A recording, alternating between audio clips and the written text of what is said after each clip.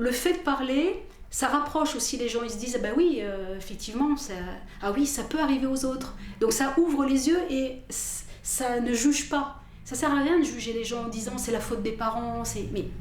Qu'est-ce que tu racontes? Comment ça c'est la faute des parents? Aide-moi, si tu as des clés justement pour montrer tous les signes, aide-moi au lieu de me juger.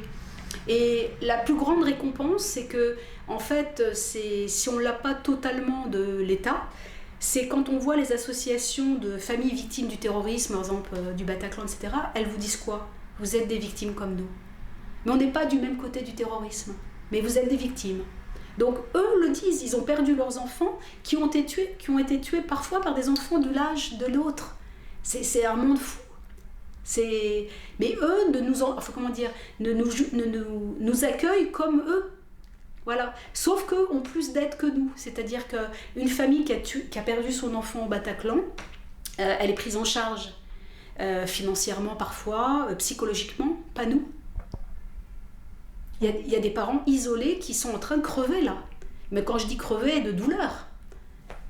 Parce que des fois, on n'a pas de boulot, on le perd parce qu'on est dans la dépression, c'est un cercle vicieux. Donc, vous voyez, et ça, notre douleur, elle n'est pas entendue. Pas assez. L'État peine encore à vous considérer comme des victimes. Oui, parce qu'on est parents d'eux. Alors, quand vous les rencontrez, ils vous disent oui, ils nous considèrent comme des victimes, mais dans les mots, pas dans les faits. Voilà. Et quand vous voyez la lenteur avec laquelle les jeunes de retour de zone de conflit sont jugés, et franchement, ils croupissent en prison.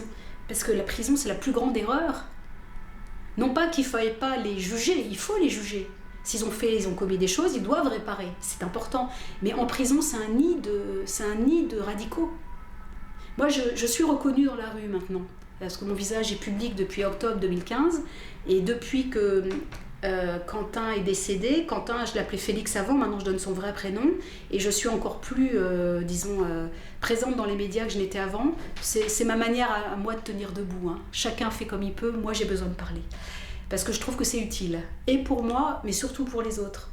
Et puis je veux aussi qu'on n'oublie pas mon enfant. Vous voyez? Il n'est pas aux oubliettes, il a existé. Et il faut que ça veuille dire quelque chose.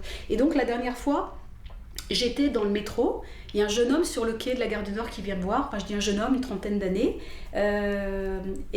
métis, enfin peu importe, il aurait pu ne pas être métis, en l'occurrence il était métis, bien, un garçon bien, qui présente bien, et il me dit, madame, je vous reconnais, je suis avec vous, je vous suis, et puis vous avez raison, ça va pas.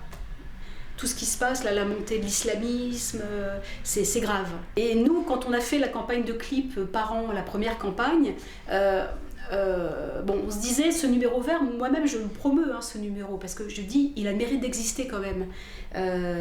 Moi, si je l'avais su, j'aurais pu le composer, hein, mais je n'ai pas eu connaissance de ce numéro, parce que Quentin, il est parti en fait juste à la frontière, ça venait de sortir en fait. Mais ça suffit pas, ce numéro vert. Bien évidemment, il faut donc une contre-propagande. Et ce que vous essayez d'imaginer, moi je trouve c'est intelligent. Parce que comment on parle à ces jeunes? Comment on parle à ces jeunes? Voilà. C'est quoi une cause juste? C'est quoi? Qu'est-ce que tu cherches? Qu'est-ce que tu veux prouver? Effectivement, la théorie du complot, ça se superpose avec le religieux. C'est pourquoi le monde est injuste? Est-ce que c'est nouveau d'aujourd'hui ou est-ce que dans l'histoire il a toujours été le monde injuste malheureusement? Bon, c'est dur à accepter, mais il y a peut-être un moyen de se remonter les manches pour changer en essayant soi-même de changer les choses. Voilà. Pourquoi je serais catholique avec un musulman? Pourquoi un couple ne pourrait pas être mixte religieux? Pourquoi des gens disent ça? Je veux dire, voilà, on va nous dire que voilà, la Palestine souffre plus. Que les Palestiniens souffrent plus que les Juifs, par exemple. Donc, vous voyez, tout ça, ça suscite de la haine. Et c'est pas, comment dirais-je, étayé au niveau intellectuel. C'est juste, vous voyez, des trucs comme ça. Donc ça, là-dessus, il faut travailler aussi là-dessus. Et puis, effectivement, si on considère, comme l'ont dit certaines personnes, qu'il s'agissait de démarches sectaires, si c'est une secte, le salafisme, eh ben on l'interdit. Il faut avoir le courage d'interdire ce qui est dangereux. La scientologie, on a bien dit que c'était dangereux, c'est des méthodes qui ressemblent. Donc on interdise, mais ça, pour ça on a besoin de l'aide des musulmans aussi. Vous voyez, il faut que tout le monde soit uni. Parce que c'est pas parce qu'on interdit un courant religieux qu'on attaque les musulmans. Ça doit être collectif, vous voyez. Parce qu'il y a aussi des médias ou des experts qui disent n'importe quoi. On dit tout et son contraire. Il y a des comment dirais-je, des points communs, on retrouve des similitudes, voilà, les signes que j'ai racontés par exemple.